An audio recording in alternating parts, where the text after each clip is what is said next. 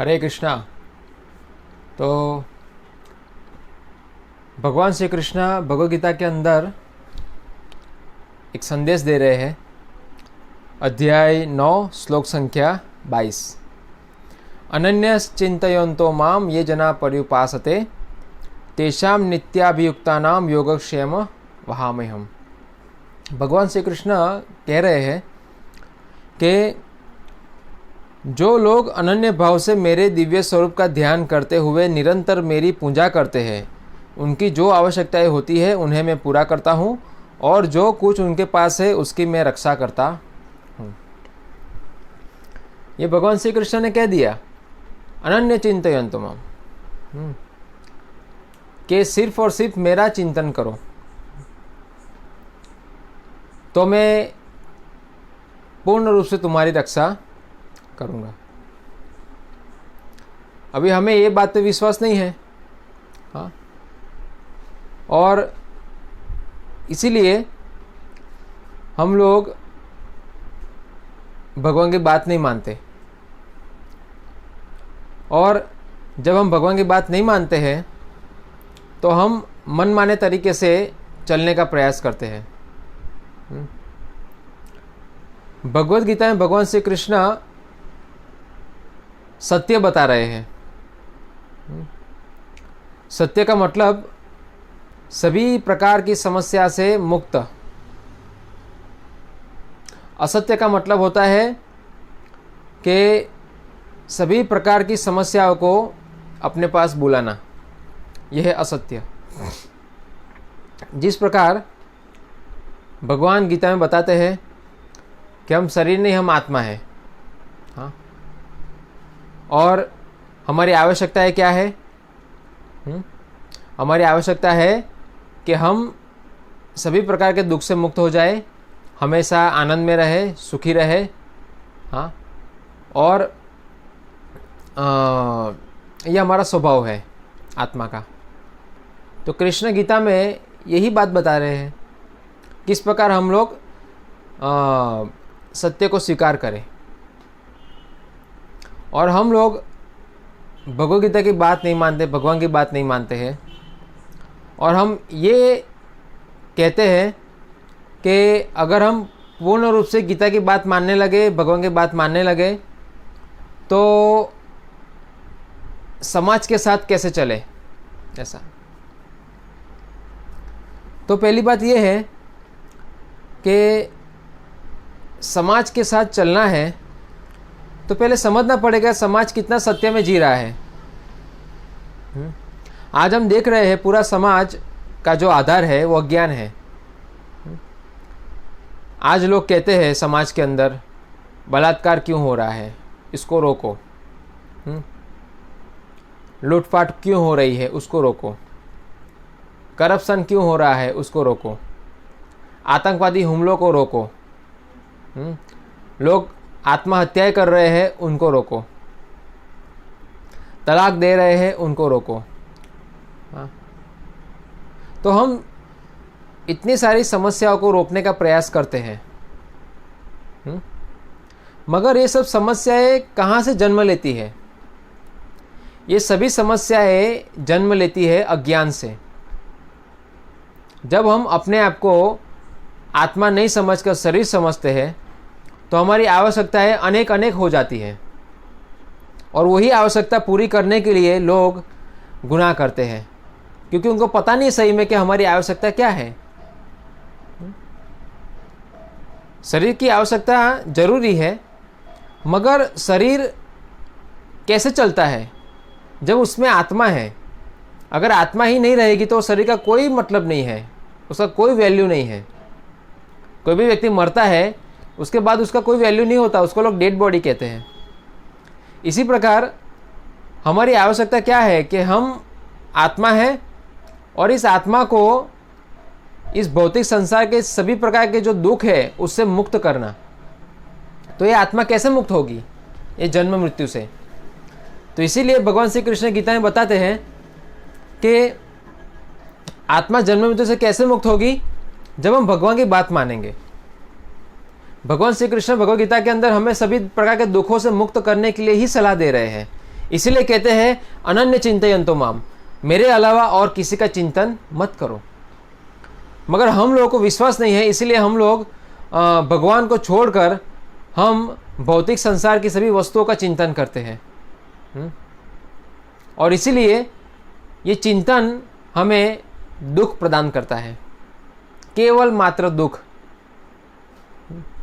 जैसे हमने फिल्म स्टारों का चिंतन किया, हमारे आदर्श फिल्म स्टार है, एक नंबर के व्यभिचारी लोग, एक नंबर के बदमाश लोग,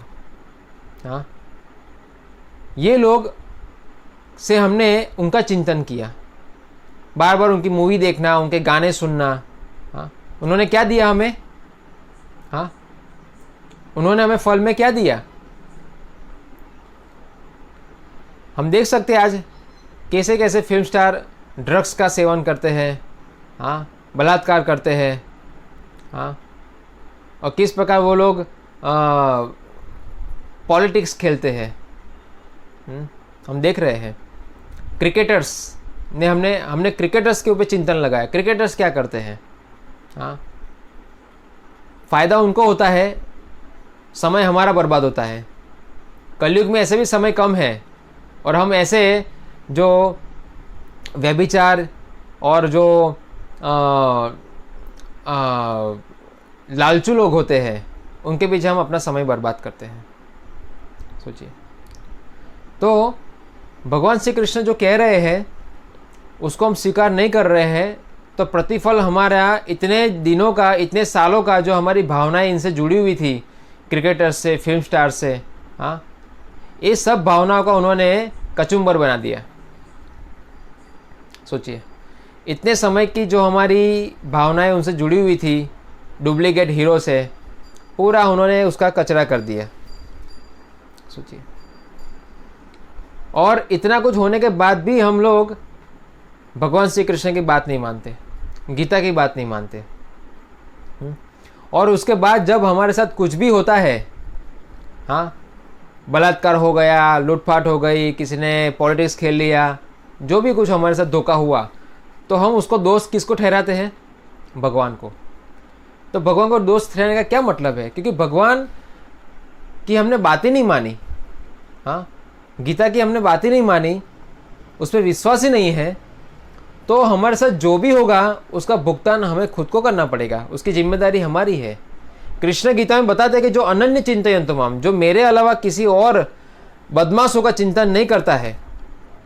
भगवान श्री कृष्ण कहते हैं जो बदमाशों का चिंतन नहीं करता है, मेरा चिंतन करता है, कृष्ण कहते हैं, उसकी रक्षा मैं करता हूँ। ठीक है, आप बदमाशों का पक्ष भी लेंगे और थोड़ा थोड़ा भगवान का भी नाम लेंगे तो कैसे होगा ये?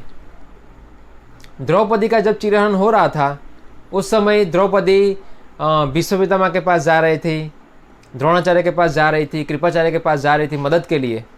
अलग अलग लोगों का चिंतन कर रही थी, मगर किसी ने मदद नहीं की। जब द्रौपदी को लगा कि कृष्ण के अलावा मेरी और कोई रक्षा नहीं कर सकता, तब द्रौपदी ने पूर्ण रूप से अनन्य चिंतयन्तो माम, किसी और का चिंतन नहीं करते हुए भगवान श्री कृष्ण का चिंतन किया, और भगवान श्री कृष्ण वहाँ पर आए और द्रौपदी की रक्षा की। सोचिए, तो आज हम लोग कहते हैं समाज के अंदर कि ये क्यों हो रहा है, वो क्यों हो रहा है, उसका एक ही कारण है।